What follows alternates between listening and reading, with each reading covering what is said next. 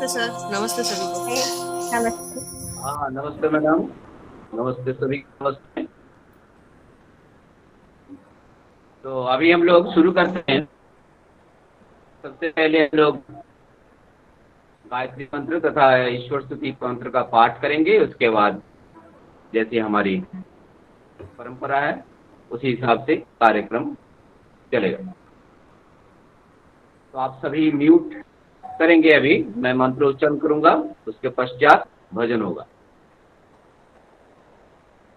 ओम भूर्भुवः स्वः तत्सवितुर्वरेण्यं भर्गो देवस्य धीमहि धियो यो नः प्रचोदयात्।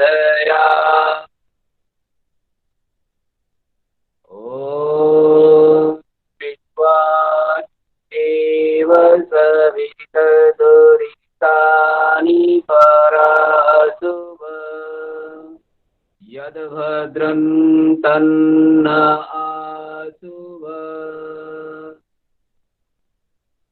ॐ अग्निनयस्पताराय अस्मान् विश्वानि देवयुक्तानि विद्वान् युयुद्धस्मज्जुहुराणमिति भूयिष्ठान्ते नम उक्तिं विधेम। ओम शांति शांति शांति। इस व्याख्यानमाला में सभी का स्वागत है। जैसे कि हमारी परंपरा है व्याख्यानमाला शुरू करने से पहले इष्ट भक्ति भजन होता है। तो आज हमारे साथ एमटीवी पब्लिक स्कूल नागपुर संगीत शिक्षिका महोदया सुदीप्ता सेठ कुंडू महोदया हमारे साथ हैं मैडम। तो उनसे हम आज ईश्वर भक्ति का भजन सुनेंगे। तत्पश्चात सरोज जी हैं जो आज के व्याख्याता है, उनसे आज व्याख्यान सुनेंगे। तो मैडम ईश्वर स्तुति भजन प्रस्तुति। मैडम सुदीप्ता नमस्ते सभी सज्जनों को प्रणाम। उपस्थित सबका अनुमति लेके मैं भजन प्रस्तुत करने जा रही हूँ। तो ये हमारा जो गायत्री मंत्र का उसी का ही हिंदी वर्सन जो हमारे स्कूल की डायरी में है, उसी का ही मैंने प्रयास किया कि ट्यून मैंने दिया, तो उसको मैं पेश कर रही हूँ आज।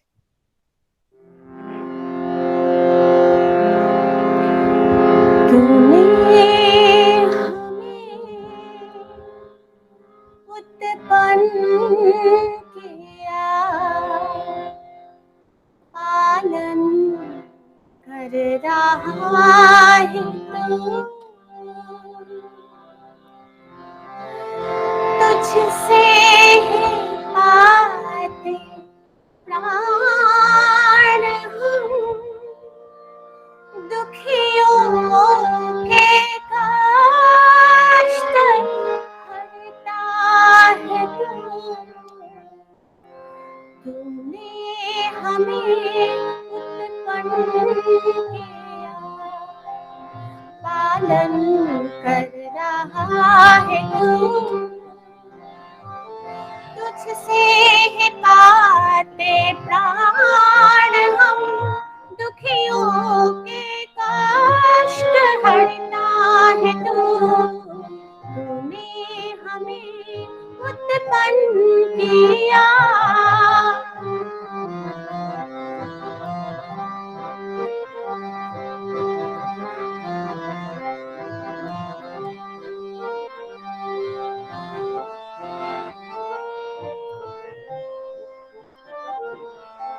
तेरा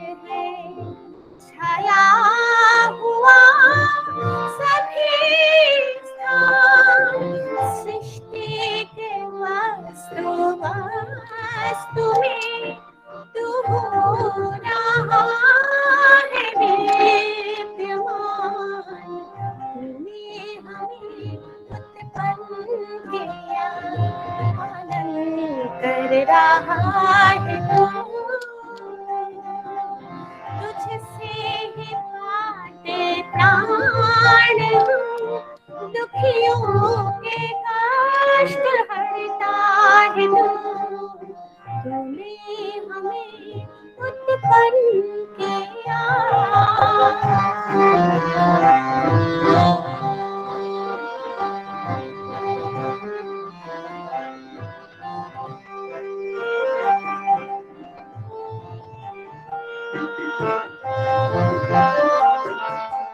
तेरा ही धरते ध्यान मांगते हैं तेरी दया, तेरा ही धरते ध्यान हम मांगते हैं तेरी दया। ईश्वर हमारे बुद्धि को श्रेष्ठ मार्ग पर चला, तूने हमें उत्पन्न किया, पालन कर रहा है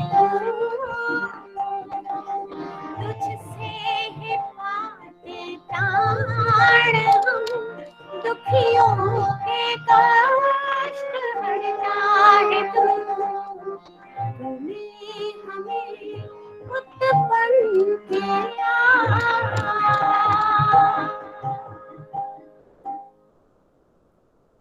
नमस्ते। तो आपको बहुत बहुत धन्यवाद। अभी हम लोग आज का जो व्याख्यान है, व्याख्यानमाला में जो माला आज हमें सरोज जी हैं, सरोज। ओम सहना भवतु सहनौ भुनक्तु सह वीर्यं करवावहै तेजस्विनः वधीतमस्तु मा विद्विषावहै। ओम शांति शांति शांति। ओम स्तुतामया वरदा वेदमाता प्रचोदयन्तं पावमानि द्विजानाम् आयुर्यशं प्रजां पशुं कीर्तिं द्रविणं ब्रह्मवर्चसं मह्यं दत्त्वा व्रजत ब्रह्मलोकम् अखण्डादानन्दानिगमहिमशैलेन्द्रशिखरात् प्रभूता भूतानां जनिलयकृतः शङ्कर गुरोः दयानन्दस्येयं सकलभुवनायमृतपदम् दिशन्ति गीर्गङ्गा जनितशिवसङ्गा विजयते दिशन्ति गीर्गङ्गा जनितशिवसङ्गा विजयते। सभी देवी और सज्जनों को नमस्ते। सर्वप्रथम सर्वनियंता सर्वशक्तिमान परमपिता परमेश्वर को प्रणाम करते हुए आज के विषय वस्तु पर मैं अग्रसर होता हूँ। आज के ईश्वर एवं वेद अथ सप्तासारम्भः अथेश्वर विषयं व्याख्यास्यामः। आज के विषय है ईश्वर एवं वेद। एक क्लिष्ट विषय है। ईश्वर के बारे में बोलना अनिर्वचनीय तत्व है ईश्वर, और वेद ज्ञान स्टोर हाउस ऑफ नॉलेज, इसके बारे में बोलना एक क्लिष्ट विषय है। फिर भी मैं कोशिश करूंगा उदाहरण के माध्यम से इसको सरस सुंदर करने के लिए। इस समोल्लास में हम लोग जानेंगे ईश्वर का स्वरूप क्या है और ईश्वर का संख्या, ईश्वर कितने हैं, एक है या अनेक है, और ईश्वर का स्वरूप क्या है, ईश्वर का स्तुति प्रार्थना उपासना, इसके बारे में और ईश्वर स्तुति प्रार्थना उपासना का महत्व क्या है, क्या उपयोगिता है इसका, एवं वेद विषय, वेद में ईश्वर के बारे में क्या कहा गया है, इस सब संदर्भ में आज हम लोग चर्चा करेंगे। मित्रों, जिंदगी में लोग दुख से अगर उद्धार पाना चाहते हैं तो अत्यंत आवश्यकता है हमें ईश्वर को जानना। सर्वप्रथम ईश्वर को जानेंगे नहीं तो होगा नहीं। कई लोग ईश्वर को मानते हैं लेकिन जानते नहीं, कुछ लोग ईश्वर को जानते हैं फिर भी मानते नहीं। तो ईश्वर को अगर पाने के लिए हमको क्या करना होगा, ईश्वर होते कहाँ हैं, मिलते कहाँ हैं। जैसे कि हर एक चीज मिलने के लिए एक ठिकाना एड्रेस होना चाहिए, जैसे चावल दाल रोटी ये सब, दुकान में जूता कहाँ पर मिलता है, छत्ता कहाँ पर मिलता है, सब चीज का एक एड्रेस है। तो ईश्वर रहते कहाँ है, वो मिलेंगे कहाँ हम।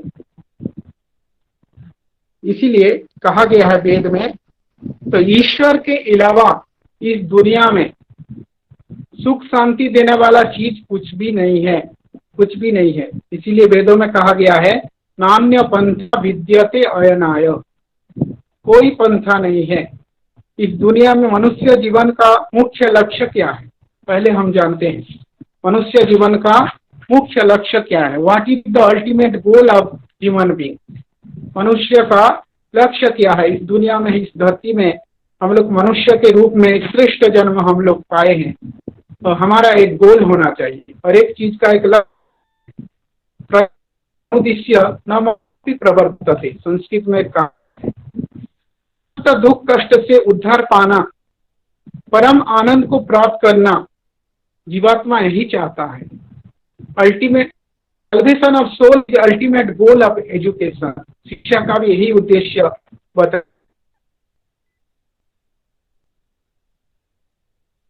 गया। तो सब मन चाहता है मुझे, दुनिया में सब मनुष्य, कोई चाहता है मैं दुख पाऊं, कोई भी नहीं चाहता दुख प्राप्त करूं। तो दुख से उद्धार पाने के लिए, दुख हमको क्या करना रही, हम अगर पाना चाहते हैं, एक मीठा चीज हम चाहते हैं, प्राप्त करना चाहते हैं, मन में इच्छा है एक मीठा करें। उदाहरण स्वरूप मीठा एक गुण है, मीठापन एक गुण है। उसी गुण जिस पदार्थ में है, पदार्थ को अगर खोजेंगे, अन्वेषण करेंगे, तब हमको मीठा मिलेगा। हम अगर जाके करेला में मीठा चीज कभी नहीं प्राप्त होगा।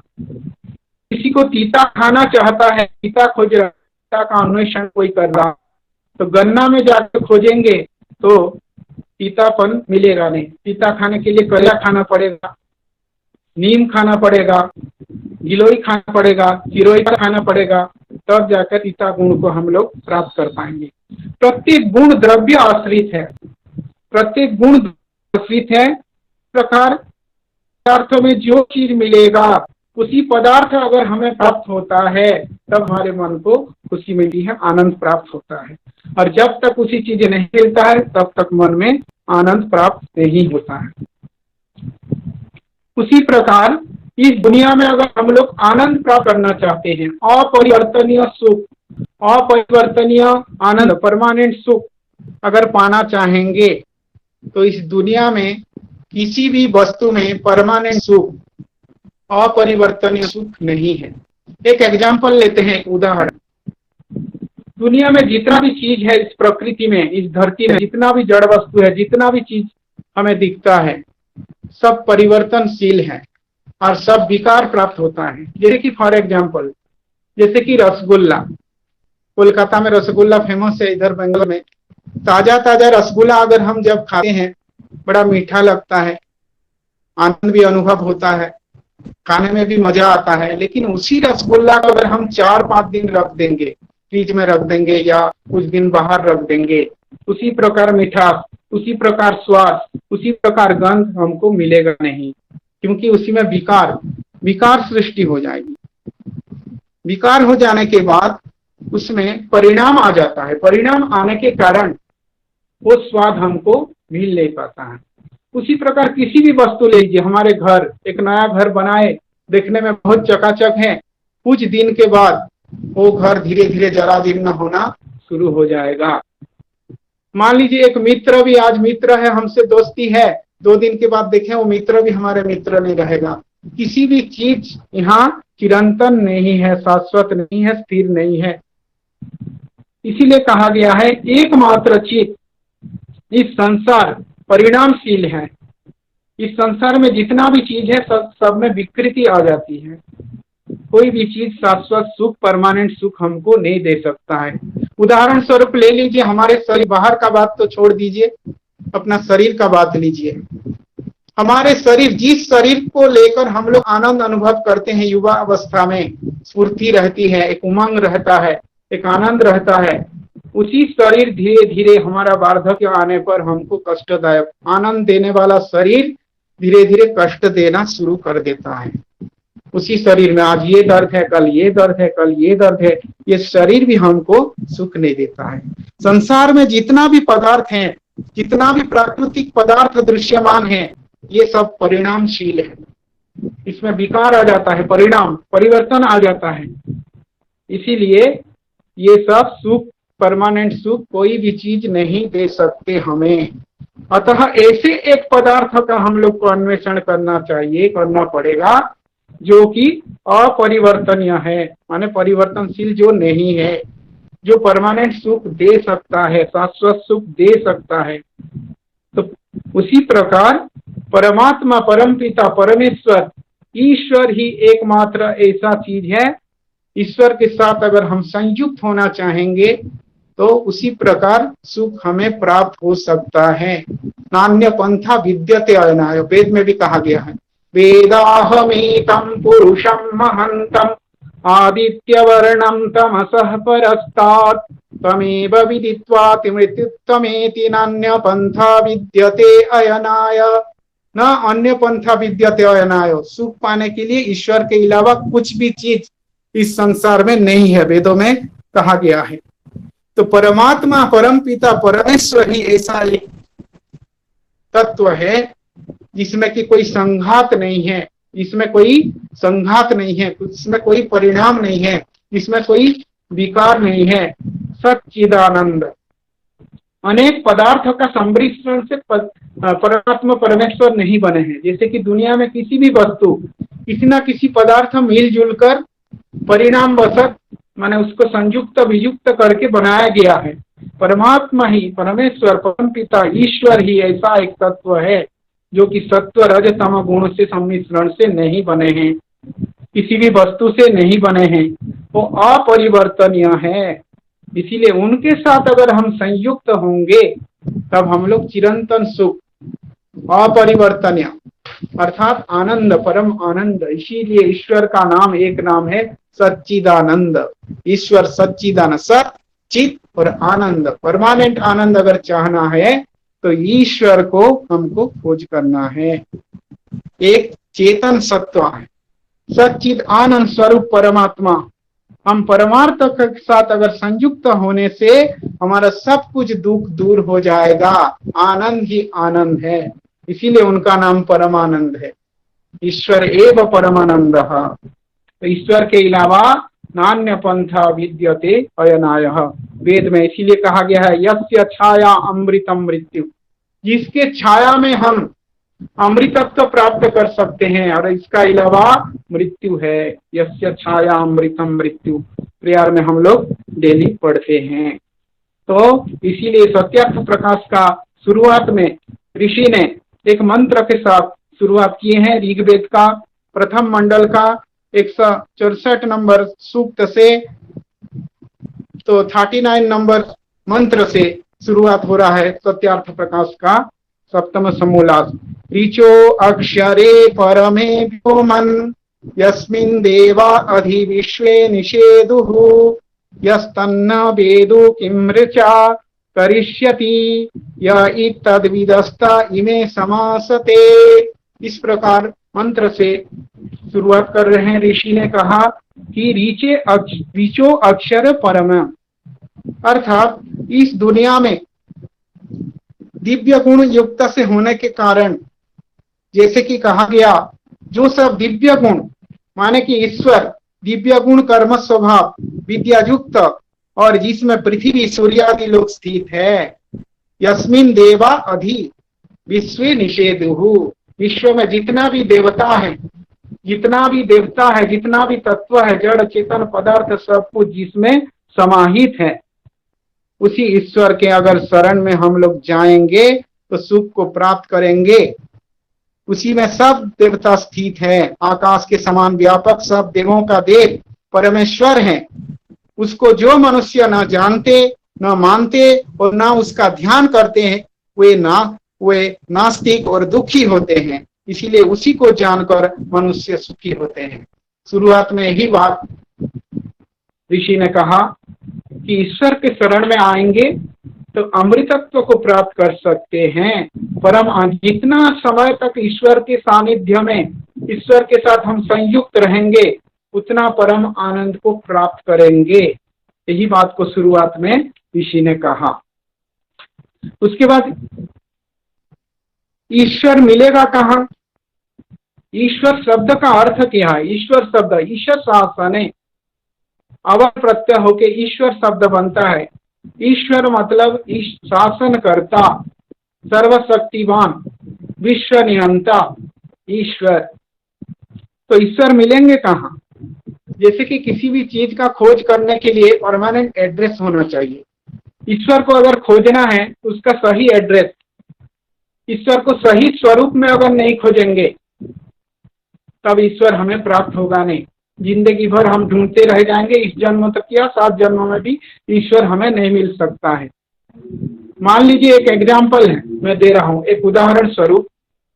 एक माता ने अपने छोटे बेटे से कहा, बेटा उधर सुई गिरा है, बेटा थोड़ा उठा देना, नीचे गिरा है। तो सुई क्या चीज है छोटा बच्चा जानता नहीं है। उनका मम्मी ने कहा सुई उठा दो बेटा, नीचे गिरा है। तो उनका बड़े भैया वहां खड़े, भैया सुई क्या चीज होता है? उनका बड़े भैया उनको मजाक करके बता दिया, सुई उसका 2 ठो सींग है, एक पूंछ है और इतना मोटा सा एक चीज है, ढूंढो। उसके बाद छोटा भाई ढूंढ रहा है घर से, सुई मिलेगा उसको? उसका सही स्वरूप अगर पता है, गलत स्वरूप अगर ज्ञान हो तो इस जन्म की या 7 जन्म में खोजेंगे भी सुई नहीं मिलेगा। तो इसीलिए हम ईश्वर को कोई हाथी के रूप में कौन बता दिया है, कोई बता रहे ज्योति के तरह, कोई बता प्रकार है। गलत संकेत, अगर गलत स्वरूप में अगर उसको ढूंढेंगे ईश्वर कभी हमें नहीं मिलेंगे। इसीलिए ईश्वर का सही स्वरूप का ज्ञान होना चाहिए हमें। ईश्वर का सिर्फ ज्ञान नहीं, निर्भ्रांत ज्ञान, कोई भ्रांति रहित ज्ञान, तब ईश्वर को हम खोज पाएंगे। तो सारा जीवन अगर खोजेंगे भी ईश्वर मिलेगा नहीं, तो अभी हम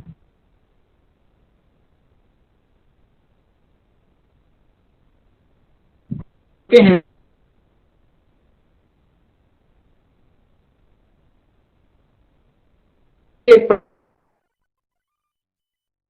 ही मानते हैं, लेकिन परमात्मा काल्पनिक सत्ता नहीं है। परमात्मा परमेश्वर एक यथार्थ सत्ता है। कैसे जानेंगे यथार्थ सत्ता है, काल्पनिक नहीं है? नहीं भी हो सकते हैं। इसका क्या प्रमाण है? तो ऋषि कहते हैं प्रमाण अर्थ परीक्षणम न्याय। न्याय शास्त्र में एक न्याय आता है, प्रमाण ही अर्थ परीक्षणम न्याय। प्रमाण के साथ अर्थ का परीक्षा करना ही न्याय है। अगर न्याय प्रमाण के साथ अगर सही बैठ रहा है तब ईश्वर है, प्रमाण के साथ अगर नहीं बैठ रहा है तो ईश्वर नहीं है। दोनों में से कोई एक होगा। इसी प्रकार आइए जानते हैं ईश्वर को कैसे हम खोजेंगे। तो जड़ पदार्थ चतुर्पार्श्व में हम जितने भी देख रहे हैं सब जड़ पदार्थ है, सब जड़ पदार्थ है। जितने भी पदार्थ देख रहे हैं, हमारे शरीर भी जड़ है, उसी में चेतन सत्व जीवात्मा जो कि एकमात्र चेतन सत्ता है। तो जितने भी चीज दुनिया में देख रहे हैं सब जड़ पदार्थ हैं, और सब जड़ पदार्थ का अपने अपने संयुक्त वियुक्त नहीं हो सकता।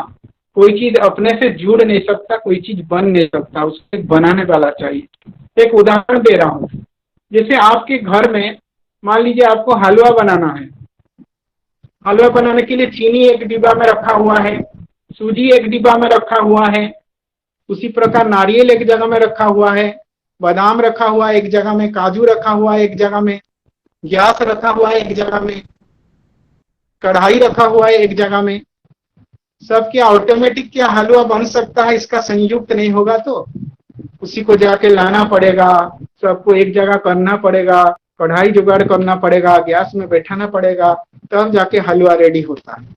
एक हलवा अगर अपने आप नहीं बन सकता है, मिट्टी से एक ईटा नहीं बन सकता, ईट नहीं बन सकता है ऑटोमेटिक अपने आप, मिट्टी से ईट भी नहीं बनता, उसको बनाना पड़ता है, कोई एक चेतन सत्ता उसी को बनाना पड़ता है, तब जाके बनता है। तब सोचिए, तो इस संसार में इतना बड़ा संसार, सूर्य है, चंद्र है, नक्षत्र है, इतना चीज, धरती है, इतना इतना चीज है, अगर एक ईंट भी नहीं बन सकता है बिना चेतन ये में, तो इतना बड़ा बड़ा चीज कैसे बन सकता है ऑटोमेटिक? इसको तो कोई बनाने वाला तो होगा, कोई एक तो करता है,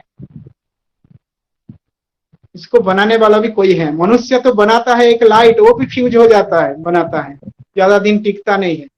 लेकिन सूर्य, इतना इतना साल से सूर्य है, वैज्ञानिक लोग कहते हैं कि 40 कोटि हजार साल से सूर्य है और चल रहा है, और इतना हीट है उनके पास, हम जा भी नहीं सकते, जाएंगे तो जल जाएंगे। इतना पावरफुल चीज को तो बनाने वाला तो कोई होगा, कोई एक बुद्धिमान होगा, बुद्धिमान सत्तावान, कोई एक समर्थवान होगा जो कि इस सबको बनाया है।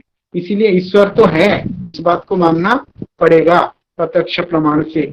और अनुमान करके भी हम लोग जान सकते हैं, अनुमान प्रमाण से भी। अनुमीयते इति अनुमानम, अनुमान पश्चात, पश्चात मीयते, माने एक चीज देखने के बाद हमको अनुभव हो जाता है कि ये चीज होगा। जैसे कि एक घर, कोई घर बना रहा है, देखे कि ईंट, सीमेंट, बालू ये सब को लेके मिस्त्री लोग लग के घर बनाए, तो एक घर कैसे बनता है हम लोग देखे। और टाउन में जितने भी घर हैं कैसे बनाया गया हम लोग नहीं देखे हैं, इसको कौन बनाया है भी नहीं जानते हैं। लेकिन एक घर बनाने का देखने के बाद हमको एक आइडिया हो गया कि घर ऐसे बनता है। माने घर ऑटोमेटिक बनता नहीं है, ईंट, बालू, सीमेंट, गिट्टी ये सब अगर रख दिया जाएगा तो 7 जन्म भी बीत जाए, घर ऑटोमेटिक बनेगा नहीं, तो कोई बनाने वाला होना चाहिए। तो उसी प्रकार इस सर्वशक्तिमान बुद्धिपूर्वक, ज्ञान पूर्वक इसको बनाया है, तो इसका भी कोई एक निर्माता है, तो है ईश्वर है। तो ये है सभी प्रश्न, पूर्व पक्षी और उत्तर पक्ष।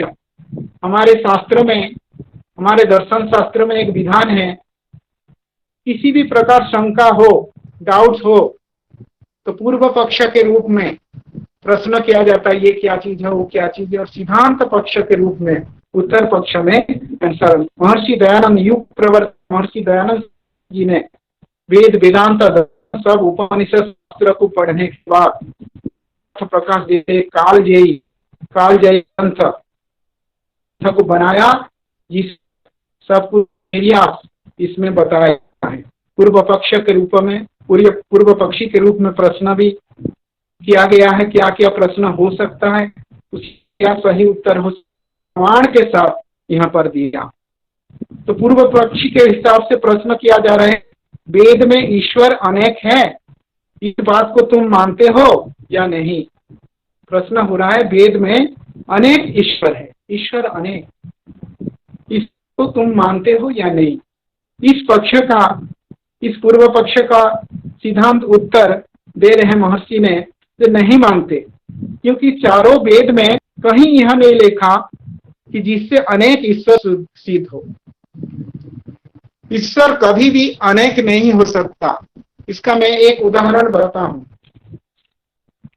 हम बोले कि ईश्वर सर्वशक्तिमान है। अगर ईश्वर सर्वशक्तिमान है, अगर सामर्थ्य है, तो उसको किसी का सहायता का जरूरी नहीं है। जैसे कि जो मनुष्य आलसी होता है, उसको हेल्प करने के लिए 1, 2, 4 आदमी होते हैं। जैसे हमारे देश में एक प्रधानमंत्री कुछ नहीं कर सकता, उसको सहायक करने के लिए मंत्रिमंडल है, बहुत सारे लोग हैं, कर्मचारी है, करने वाले एक काम को मनुष्य लोग नहीं कर सकते। लेकिन हम बोलते हैं परमात्मा तो सर्वशक्तिमान है, सर्वशक्तिमान है, वो तो आलसी नहीं है, अगर सर्वशक्तिमान है, दो सिद्धांत हो सकता है, दो तत्व हो सकता है, एक आलसी हो सकते हैं, नहीं तो सर्वशक्तिमान। सब काम अकेले करने में समर्थ है, नहीं तो असमर्थ है। अगर ईश्वर को सर्वसमर्थ हम मानते हैं, तब तो अकेले सब काम कर सकते हैं, कोई सहायक का जरूरी नहीं है। वो एक होना चाहिए, वो इतना दुर्बल नहीं है जो अनेक भगवान, अनेक ठाकुर, अनेक ये, जैसे कि पीके फिल्म में देखा है, जैसे कोई एक पेड़ के नीचे एक पत्थर लगा दिए, सिंदूर लगा दिए, वो भी एक ठाकुर हो गए, भगवान हो गए। तो इस प्रकार अनेक, अगर ईश्वर सर्वशक्तिमान है तब ईश्वर एक है। वो आलसी नहीं है कि उसको हेल्प करने वाला 1000 को चाहिए होंगे। सर्वशक्तिमान अगर मानते हैं, सब लोग बोलते हैं कि God is omniscient, omni present, omni patent, सिर्फ बोलते हैं, बोलने के टाइम में बोल देते हैं, लेकिन हम लोग मानते नहीं है। बोलने के टाइम में इसके पास जाओ, सोमवार को एक ठाकुर का पूजा, एक ईश्वर का, मंगलवार को एक ईश्वर का पूजा, बुधवार को एक ईश्वर का पूजा, रोज एक एक ईश्वर का पूजा करते हैं। एक में दृढ़ता, ईश्वर में दृढ़ता हमारे भीतर नहीं है, हम दृढ़ नहीं है एक ईश्वर में।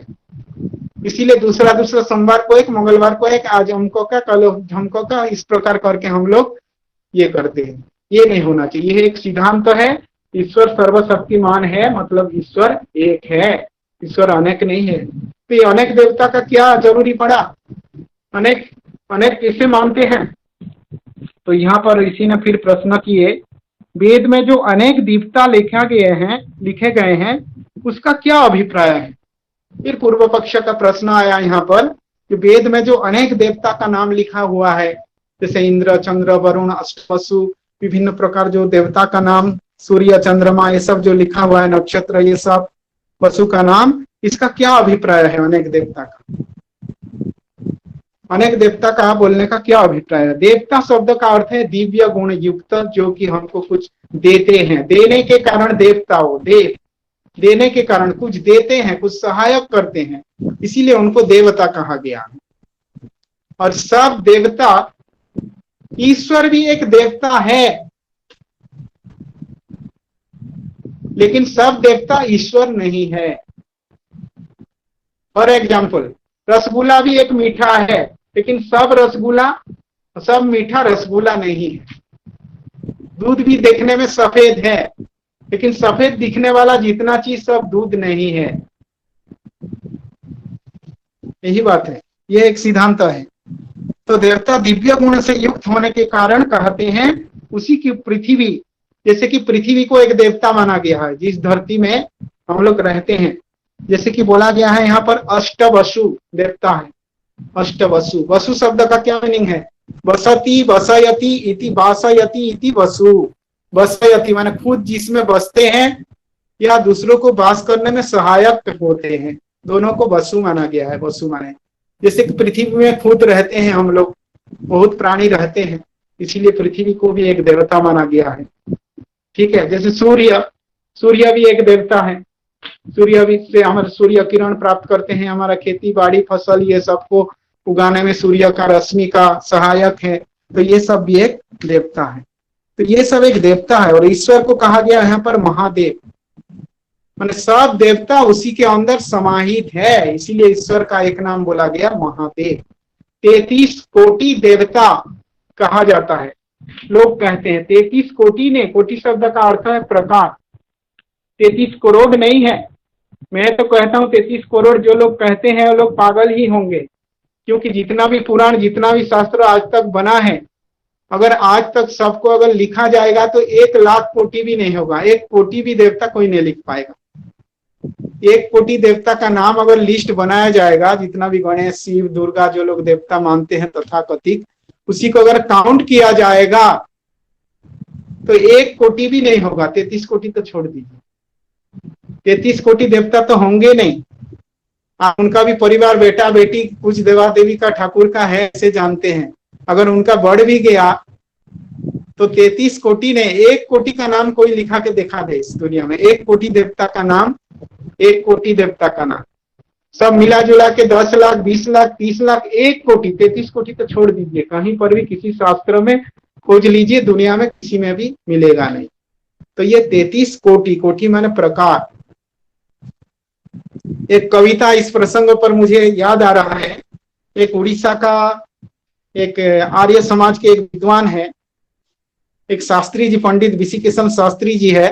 वो सत्यार्थ प्रकाश को भी उड़ीसा में उड़िया भाषा में पद्यानुवाद किए हैं, बहुत सारे मंत्रों का पद्यानुवाद किया है उन्होंने। तो उन्होंने एक कविता उड़िया में लिखे हैं, एक मजेदार कविता, उसका 2 पंक्ति में सुनाना चाहता हूँ, उसका हिंदी में भी भाव बोल दूंगा, ऐसा नहीं सुनने में आप लोग को परेशानी। वो तन्मय का गांव के आसपास उनका घर है। तन्मय भाई हमारा जो है बरगढ़ डिस्ट्रिक्ट में उनका घर है, पंडित विशिकेशन शास्त्री जी, बरीकेल में आर्य समाज का ये है उड़ीसा का। उन्होंने एक कविता लिखा, पागल हेलु रे मन भूली गलु निज कर्म, पागल हेलु रे मन, अरे मन तू पागल हो गया, भूली गलु निज कर्म, अपने कर्म को ही भूल गया। पुराण पथरे जाई, पुराण पथरे जाई करु अवैदिक कर्म, पुराण के मार्ग पर जाकर बहुत सारे पुराण को पढ़कर तुम भ्रमित हो गए हो और अवैदिक कर्म जो कि वेद विहित कर्म नहीं है, जो वेद में नहीं बोला गया है, उल्टा उल्टा काम सब करने लगे, करु अवैदिक कर्म। ठीक है, 33 कोटि देवता कल्पना मिथ्या कथा, 33 कोटि देवता कल्पना और मिथ्या कथा, ये झूठ बात है, जो बोल रहा है बहुत बड़ा एक झूठा है वो। 33 कोटि देवता कल्पना मिथ्या कथा, एक परमात्मा बोली, एक परमात्मा बोली चारी वेद करे गान, एक परमात्मा बोली, एक परमात्मा बोलकर 4 वेद जिसको गान करता रहता है।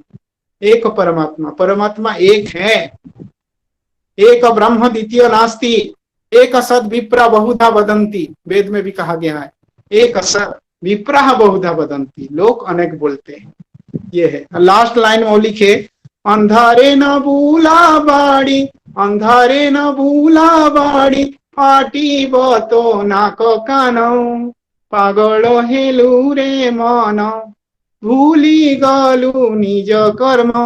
इसका मतलब है अंधारे न बुलावाड़ी, अंधेरे में स्टिक मत घुमाओ, अंधेरे में डंडा मत घुलाओ, अपने ही नाक कान फटेगा, यही बात लिखे हैं वो, बहुत मजेदार लिखे हैं। इसीलिए बड़ी जुबान सह एक एव प्रभुरद्वितीय, ऐकता मंत्र में भी कहा गया है, भगवान को दूसरे दूसरे नाम से पुकारते हैं लेकिन भगवान है एक। यम वैदिका मंत्र दृश पुराण इंद्रम यमं मातरिश्वानमाहु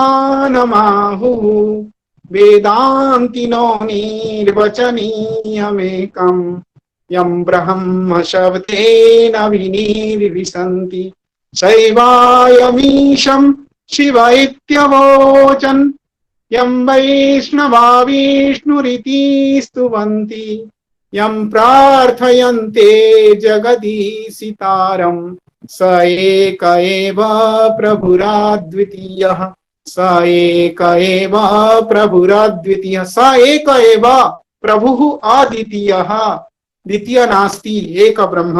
शंकराचार्य बोले जगत सत्यम ब्रह्म सत्यम जगन मिथ्या जीवो ब्राह्मे बना पर, अद्वैतवाद दर्शन में शंकराचार्य भी इस बात का पुष्टि किए हैं। तो ईश्वर एक है, ईश्वर अनेक नहीं है।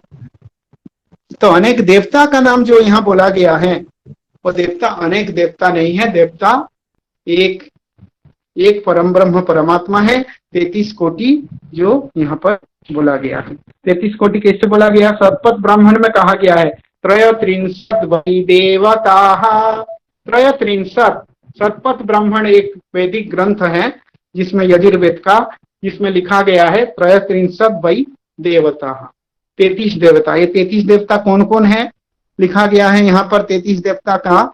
ये 33 देव अर्थात पृथ्वी जल अग्नि वायु आकाश चंद्रमा सूर्य नक्षत्र सब सृष्टि के निवास स्थान होने के कारण 8 वसु, प्राण अपान व्यान समान कूर्म नकुल देवदत्त धनंजय और जीवात्मा, ये 11 रुद्र हैं। रुद्र, इनको रुद्र क्यों कहा गया? रुद्र, रुद्र शब्द का अर्थ क्या है? रोदनाथ रुद्र इत्याहु, रोदनाथ माने वो सब रुलाने वाले हैं, कष्ट देने वाले हैं, इसीलिए उनको कहा गया है रुद्र कहा गया।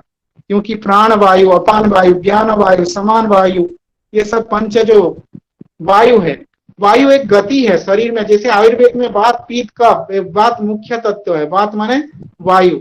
वायु अगर शरीर में, एक वायु शरीर को चला रहा है, एक वायु के प्रभाव के कारण ही हम लोग मलमूत्र विसर्जन करने का क्रिया भी वायु से, गति से हो रहा है। हमारे हार्ट जो चल रहा है वो भी गति से हो रहा है, लंग्स श्वास प्रश्वास जो है एक गति से, एक वायु के कारण। ये सब वायु का अलग अलग नाम है, प्राण वायु, अपान वायु, नीचे तरफ का हिस्सा अपान वायु, व्यान वायु, समान वायु, उदान वायु, ये सब वायु एक तत्व है ये। और लास्ट में एक मिला के जीवात्मा, जीवात्मा जो कि है एक चेतन सत्ता है शरीर में, और परमात्मा भी एक चेतन सत्ता है। जीवात्मा का कोई आकार नहीं होता है, निराकार। जीवात्मा को कोई देख नहीं सकता है खाली आंख में, जिसका कोई रूप नहीं होता है उसको कोई नहीं देख सकता है चर्म चक्षु में। कोई अगर बोलेगा मैं ईश्वर को देखा हूं चर्म चक्षु में, वो गलत बोल रहा है, झूठ बोल रहा है। ईश्वर को कोई चर्म चक्षु से नहीं देख सकता। ईश्वर का विराट रूप, सर्वशक्तिमान, सर्वव्यापक होने के कारण जो सर्वव्यापक तत्व को कोई देख नहीं सकता।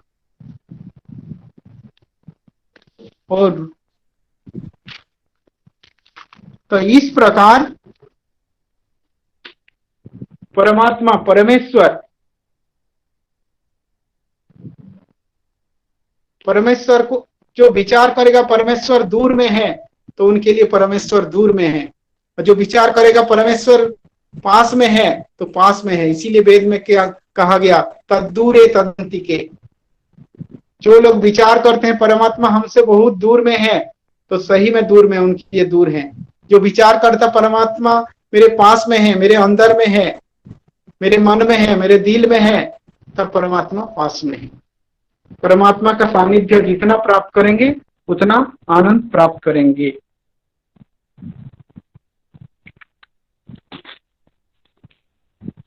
उसके आगे देखते हैं हम, उसके आगे बोला गया ईशास्यमिदं सर्वं यत् ताम जगत तेन त्यक्तेन भुंजीथा मा गृधः कस्थानम्। ईशावास्य उपनिषद का पहला मंत्र के रूप में ये है। ऋषि ने यहाँ पर उदाहरण दिए, यजुर्वेद का मंत्र है, अध्याय 40वां अध्याय का 1 नंबर मंत्र है। इसको ईशावास्य उपनिषद में पहला मंत्र के रूप में भी लिया गया है।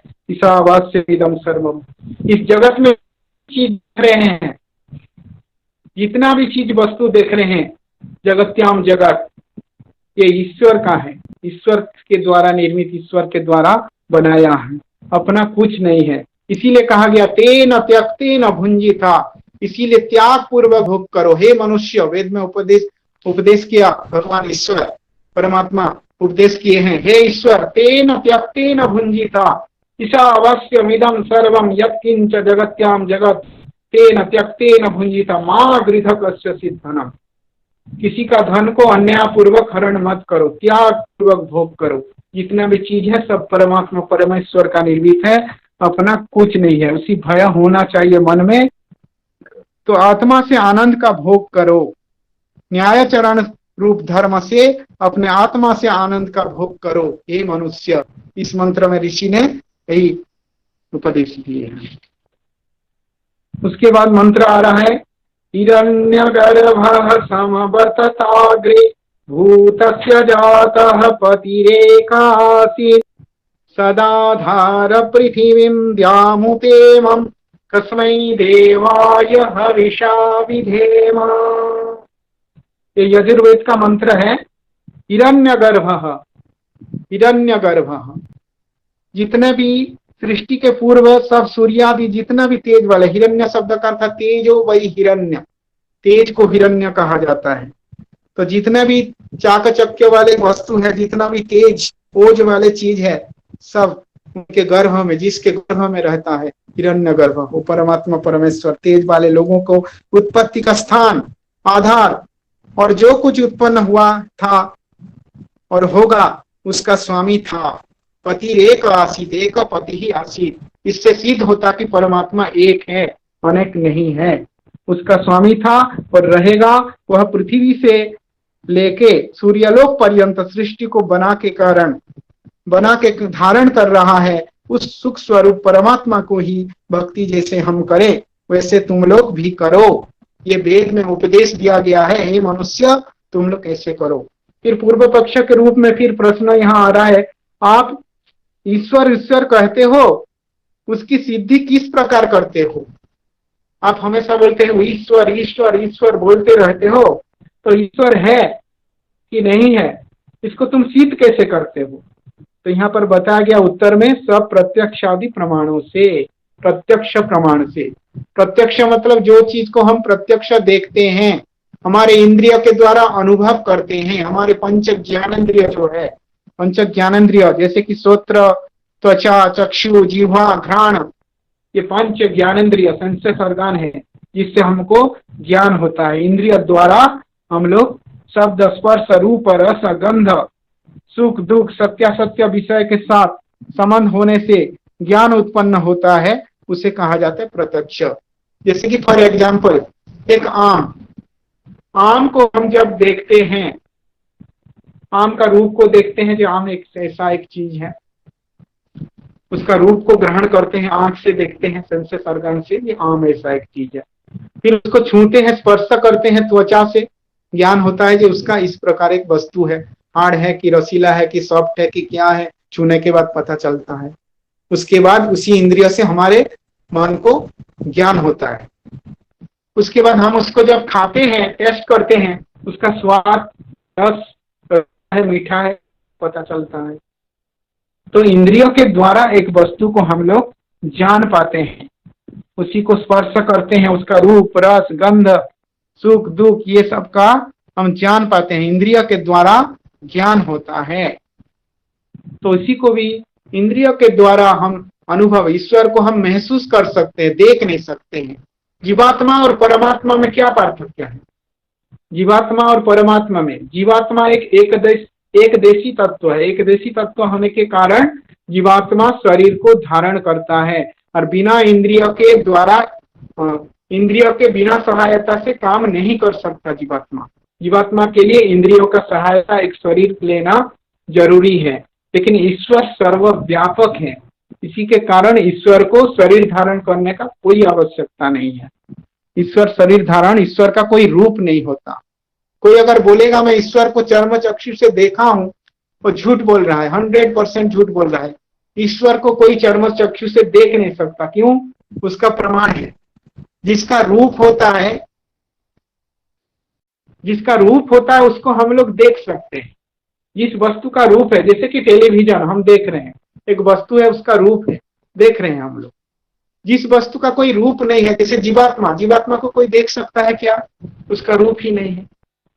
वो इंद्रियों के द्वारा अपने काम जीवात्मा करता है। जीवात्मा को जैसे हम लोग देख नहीं सकते, परमात्मा तो सर्वव्यापक है, उसको कैसे देख सकते हैं? जिस चीज का रूप नहीं है, परमात्मा का कोई रूप नहीं है, जीवात्मा का कोई रूप नहीं है, जिसका रूप नहीं है उसको कोई भी चर्म चक्षु से देख नहीं सकता। कोई अगर बोलेगा मैं देखा हूं, तो गलत बोल रहा है, उसको अनुभव कर सकते हैं। इसीलिए वेद में कहा गया है न चक्षुर तत्र गच्छति, उपनिषद में कहा गया है तत्र चक्षु न गच्छति, वहां पर चक्षु नहीं जा सकता, मनुष्य देख नहीं सकता, उसको अनुभव कर सकते हैं।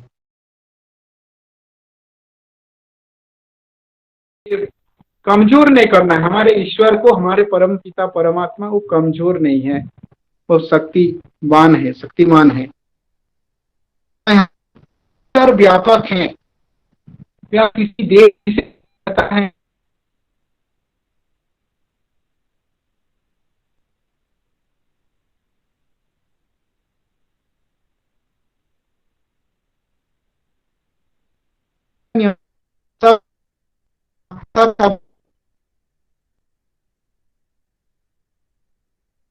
सब कोई एक मंदिर में, मैं जैसे बता रहा हूं, तो जो लोग जाके मंदिर में ही ईश्वर को दर्शन करने के लिए जाते हैं,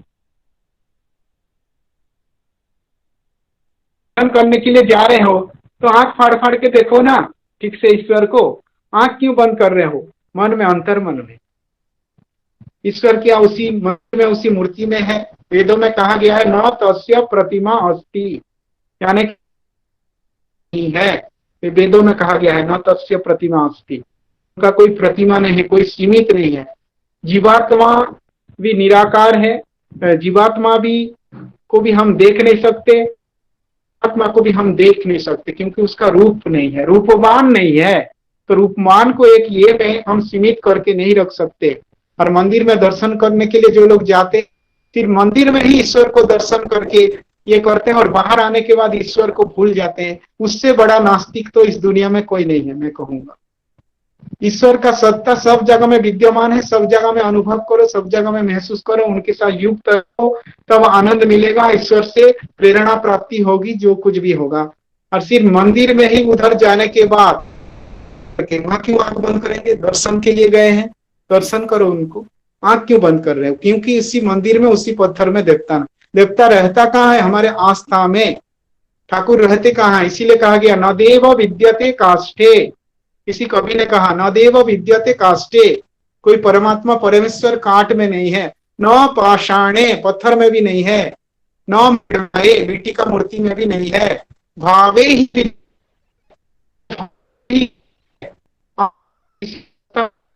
नहीं चाहता हूं तो भी मन में, वहां पर मन में है, नहीं, तो भाव ही विद्यते देव के अपने भाव में है, को मनन करना है, चिंतन करना है, महसूस करना है।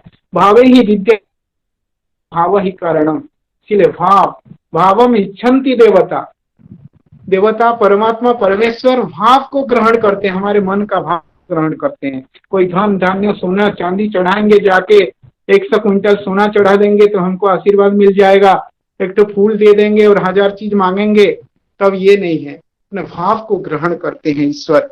तो ईश्वर व्यापक है, ईश्वर सीमित नहीं है। क्यों सीमित नहीं है? उसका मैं एग्जाम्पल, एक प्रमाण दे रहा हूं। जो चीज का रूप होता है, एक आकार होता है, जैसे ये सत्यार्थ प्रकाश का बुक है, ये सत्यार्थ प्रकाश का बुक है, उसका एक नियत आकार है, एक रूप है, माने निश्चित आकार है। तो उसी को अगर मैं स्पर्श करूंगा, स्पर्श भी कर सकता हूँ, ऐसे आवाज भी करूंगा, आवाज हो सकता है यहाँ। अगर इसके ऊपर में चला जाऊंगा जहां पर नहीं है, वहां छूंगा, स्पर्श भी नहीं होगा, कोई आवाज भी नहीं होगा। तो उसी प्रकार ईश्वर सर्वव्यापक, एक जगह में सीमित नहीं है। उसी को ना हम स्पर्श कर सकते हैं, ना इंद्रियों के द्वारा कर सकते हैं, ना प्रवचन है, न लभ्य, न तत्र चक्षुर गच्छति। उपनिषद बोला, वेद बोला, हमको चक्षु भी वहां जा नहीं सकता है। चर्म चक्षु से कोई भगवान को महसूस कर सकते हैं, अनुभव कर सकते हैं। ईश्वर सर्वव्यापक होने के प्रमाण देखना चाहता हूँ। ईश्वर अगर सीमित है, उसको हम सीमित कर, कुछ होता है जान नहीं पाएंगे, एक जगह में सीमित, उनको पेड़ में, पौधे में, मंदिर में, एक एक जगह में अगर बिठा देंगे, सीमित करके, संकुचित करके ईश्वर को रख देंगे, तो इतना बड़ा संसार चलाने वाला ईश्वर अगर एक जगह में बैठ गया तो ये संसार चलेगा कैसे?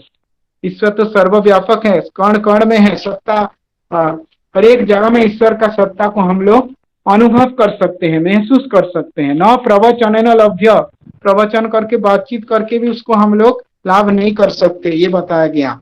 उसके बाद फिर प्रश्न किया गया, तो अप्राप्त देश में कर्ता की क्रिया का होना असंभव है, इसीलिए कोई एक देश में, एक स्थान में ईश्वर नहीं है, ईश्वर सर्वव्यापक है। फिर पूर्व पक्षी ने प्रश्न यहाँ पर, परमेश्वर दयालु और न्यायकारी है या नहीं? इस प्रश्न का उत्तर देते हैं महर्षि जी, है। फिर पूर्व पक्षी का प्रश्न, ये दोनों गुण परस्पर विरुद्ध है। जो न्याय करे तो दया, और दया करे तो न्याय छूट जाए। क्योंकि न्याय उसको कहते हैं कि जो कर्ता के कर्मों के अनुसार ना अधिक ना न्यून सुख दुख पहुंचाना, और दया उसको कहते हैं जो अपराधी को बिना दंड दिए छोड़ देना। मान लीजिए, एक बढ़िया एग्जाम्पल दिए हैं महर्षि दयानंद जी ने। मान लीजिए कोई एक बदमाश आदमी है, गुंडा आदमी है, और सबको मार रहा है, सबको सता रहा है, हजार हजार लोग का मर्डर कर रहा है, खून कर रहा है, ये कर रहा है, बहुत लोग का जान ले रहा है, किसी को शांति से बैठने नहीं दे रहा है। तो उसी को अगर दया करके छोड़ देना, उसी को दया नहीं कहा जाएगा। उसी को पनिशमेंट देना, उसी को जेल में घुसाना, उसी को रखना, उसको सुधार करना, तब बहुत लोग का जान मान धन मान बचेगा, बहुत लोग बच जाएंगे। ये उदाहरण महर्षि ने दिए हैं। क्योंकि एक अपराधी डाकू को छोड़ देने से सहस्रों धर्मात्मा पुरुष को दुख देना है। जब एक को छोड़ने से सहस्रों मनुष्य को दुख प्राप्त होता है, वह क्या किस प्रकार के दया हो सकती है? दया वही है जिस डाकू को कैद कर पाप करने से बचाना। डाकू पर दया और उस डाकू को मार सकने से अन्य सहस्रों मनुष्य पर दया प्रकाशित होती है। ये उदाहरण दिए हैं महर्षि ने, बढ़िया उदाहरण दया के पर। फिर प्रश्न पूर्व पक्षी ने प्रश्न किया यहाँ पूर्व पक्षी के रूप में, फिर दया और न्याय दो शब्द क्यों हुए? क्योंकि जब दोनों का अर्थ एक ही है तो दो शब्द का होना व्यर्थ है। कोई एक शब्द रहता तो अच्छा होता। इसीलिए दया और न्याय का एक प्रयोजन नहीं। उसका उत्तर में महर्षि जी कहते हैं, क्या एक अर्थ के अनेक नाम और एक नाम के अनेक अर्थ नहीं होते? एक शब्द का तो कई पर्यायवाची शब्द रहता है। पृथ्वी, धरित्री, धरा, पृथ्वी, मही, बहुत एक एक शब्द का बहुत ये होते हैं उत्तर। फिर तुमको शंका क्यों हुई? फिर महर्षि बोल रहे हैं, तुमको डाउट क्यों? प्रश्न, संसार में सुनते हैं इसीलिए मैं पूछा। उत्तर, संसार में सच्चा और झूठा दोनों सुने जाते हैं। उसका विचार से निश्चय करना अपना काम है। ईश्वर की दया पूरी यह ही कि जिसमें सब जीवों का प्रयोजन सिद्ध होने के सब पदार्थ जगत में उत्पन्न करके दान दे रखे हैं। उसके बाद दूसरी कौन सी है? न्याय का फल जगत में सुख दुख की दिखला रही है। इन दोनों का इतना ही भेद है जो मन में सबको सुख होने और दुख छूटने की इच्छा और क्रिया करना है। यह दया है। और बंधन छेदना एक पृथक करना, सब लोग और दुख है। फिर इस या कहूं कि ईश्वर साकार नहीं है। जिसका रूप नहीं होता वो कभी भी साकार नहीं होते। ईश्वर निराकार है। ईश्वर का कोई आकार नहीं है। परमात्मा का कोई आकार नहीं। क्योंकि जो साकार होता है वो व्यापक न हो सकता है। जब व्यापक न होता तो सर्वज्ञादि गुण भी न हो सकते। क्योंकि परिमित वस्तु में गुण कर्म स्वभाव भी परिमित रहते हैं। सीमित वस्तु में सीमित गुण सीमित ये रहता है। तथा शीतोष्ण, क्षुधा, तृषा और रोग दो होता है।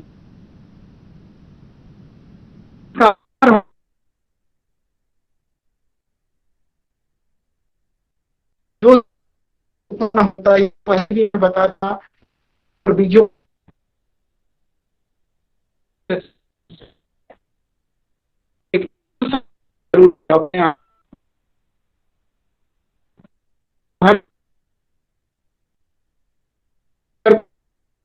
स्त्री नहीं है, कोई मजदूर नहीं है तो नहीं सालों साल बुद्धि कोई होगा। साइंटिस्ट लोग भी कोई चीज को बनाने ये नहीं कर पाते हैं। उपग्रह को, सैटेलाइट को वैज्ञानिक लोग भी चलाते हैं, एक यंत्र के सहायता से चलाते हैं। उसी यंत्र को भी बुद्धि से कोई चलाएगा तब होगा, अपने आप नहीं होगा। तो इस प्रकार सिद्ध हुआ कि शरीर को बनने के पूर्व निराकार था। इसीलिए यह परमात्मा ना शरीर धारण करता है, निराकार होकर सब जगत के सूक्ष्म आकार का स्थूलाकार बनाता है। इससे पहले भी मैंने बताया, क्योंकि जीवात्मा शरीर को धारण कर सकता है क्योंकि वो एक देशी है और इंद्रियों के सहायता में शरीर में काम करता है। लेकिन परमात्मा सर्वव्यापक है, इसीलिए वो रूप नहीं है। उनका रूपवान नहीं होने के कारण उनका साकार होना कोई संभव नहीं है, कोई असंभव है। प्रश्न फिर पूर्व पक्ष ने, ईश्वर सर्वशक्तिमान है या नहीं? महर्षि जी ने उसका उत्तर में कहते हैं, परंतु सर्वशक्तिमान शब्द का अर्थ इतना ही है कि ईश्वर को अपने पालन आदि काम करने में दूसरे के सामर्थ्य का सहाय नहीं लेना पड़ता, किंतु स्व सामर्थ्य है सी सब अपना काम पूरा कर लेता है। प्रश्न, हम तो ऐसा जानते हैं कि ईश्वर जो चाहे सो करे। पूर्व पक्षी ने प्रश्न किया, ईश्वर जो चाहे सो करे। तो उत्तर में महर्षि जी बता रहे हैं, वह क्या और कैसा चाहता है? जो तुम कहो कि सब कुछ चाहता और कर, परमेश्वर अपने को मार, अनेक ईश्वर बना देना, स्वयं अविद्वान, चोरी, पाप, दुखी, ये सब परमेश्वर करो, जो कुछ वो करो, ऐसा तो नहीं होगा। गलत काम भी परमेश्वर कर देगा, ऐसा तो नहीं। जैसे ये काम ईश्वर के गुण, कर्म, स्वभाव के विरुद्ध है, तो जो तुम्हारा कहना वह सब कुछ कर सकता है, यह कभी नहीं घट सकता। इसीलिए सर्वशक्तिमान शब्द का अर्थ जो हमने कहा वही ठीक है। फिर पूर्व पक्ष का प्रश्न में, परमेश्वर सादी है या अनादि है? सादी मतलब आदि सहित, अनादि मतलब जिसका कोई आदि अंत नहीं है। तो उसका उत्तर में महर्षि दयानंद जी कहते हैं, ईश्वर अनादि है, माने कोई आदि ईश्वर का नहीं है। अर्थात जिसका आदि कोई कारण या समय ना हो उसको अनादि कहते हैं। इत्यादि सब अर्थ प्रथम समोल्लास में कर दिया गया है। प्रणव जी ने अच्छी तरह इसका व्याख्या कर दिए हैं। ये प्रथम समोल्लास में विषय आया था। फिर प्रश्न, परमेश्वर क्या चाहता है? परमेश्वर चाहता क्या है? उत्तर, सबकी भलाई और सबके लिए सुख चाहता है, परंतु स्वतंत्रता के साथ किसी को बिना पाप किए पराधीन नहीं करता। फिर प्रश्न, परमेश्वर की स्तुति, प्रार्थना और उपासना करनी चाहिए या नहीं? तो परमेश्वर को स्तुति करना चाहिए, प्रार्थना उपासना उनका होना चाहिए कि नहीं होना चाहिए? उत्तर में महर्षि जी कहते हैं करना चाहिए, करनी चाहिए। प्रश्न, क्या स्तुति आदि करने से ईश्वर अपना नियम छोड़ स्तुति प्रार्थना करने वाले का पाप छुड़ा देगा? हम अगर कोई पाप भी करेंगे और ईश्वर से स्तुति प्रार्थना करेंगे तो पाप किया धुल जाएगा, छूट जाएगा? महर्षि जी कह रहे हैं नहीं, उससे नहीं। प्रश्न, तो फिर स्तुति प्रार्थना क्यों करना है? क्यों करेंगे स्तुति प्रार्थना? अगर उससे कुछ पाप धुलेगा नहीं हमारा, तो स्तुति प्रार्थना करके फायदा क्या है? ईश्वर से क्यों हम लोग करें? तो उत्तर में कह रहे हैं, उनके करने का फल अन्य ही है। फिर प्रश्न क्या है? उत्तर, स्तुति से ईश्वर में प्रीति, उसके गुण कर्म स्वभाव से अपने गुण कर्म स्वभाव का सुधारना, प्रार्थना से निराभिमानता, उत्साह और सहाय का मिलना, उपासना से परम ब्रह्म से मेल और उसका साक्षात्कार होना। फिर प्रश्न, उसको स्पष्ट करके समझाओ। फिर उसके बाद ईश्वर का स्तुति, वह परमात्मा सब में व्यापक, शीघ्रकारी और अनंत बलवान, जो शुद्ध सर्वज्ञ, सबका अंतर्यामी, सर्वोपरि विराजमान, सनातन, सनातन माने जो पहले भी था, अभी भी है, इन फ्यूचर में भी रहेगा। परमात्मा सनातन है और स्वयं सिद्ध है। उनको कोई सिद्ध करेगा कि वो थे कि नहीं थे, ये सब नहीं, स्वयं सिद्ध है अपने आप। परमेश्वर स्वयंभू इसीलिए कहा जाता है। परमेश्वर अपनी जीव रूप सनातन अनादि प्रजा को अपनी सनातन विद्या से यथावत अर्थ को बोध वेद द्वारा कराता है, और सगुण स्तुति और निर्गुण स्तुति। तो इसका अगले ये में हम लोग करेंगे ईश्वर का स्तुति उपासना का महत्व के बारे में। आज समय हो गया है। आज का विषय को मैं आयोजकों को आभार प्रकट करते हुए मेरी वाणी को विराम देता हूँ। ईश्वर का सानिध्य में सब लोग महसूस करें, ईश्वर का सत्ता को और आनंद प्राप्त करें। इतना कहकर मेरी वाणी को विराम देता हूँ। इत्यो पाठ करेंगे।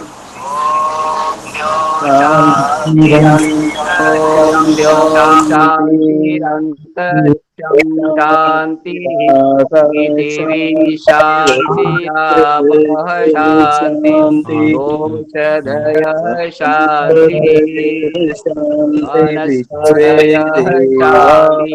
शांति ब्रह्म शांति शांति सर्वं शांति शांतिरेव शांति कामा शांति शांति शांति शांति। सभी को साधु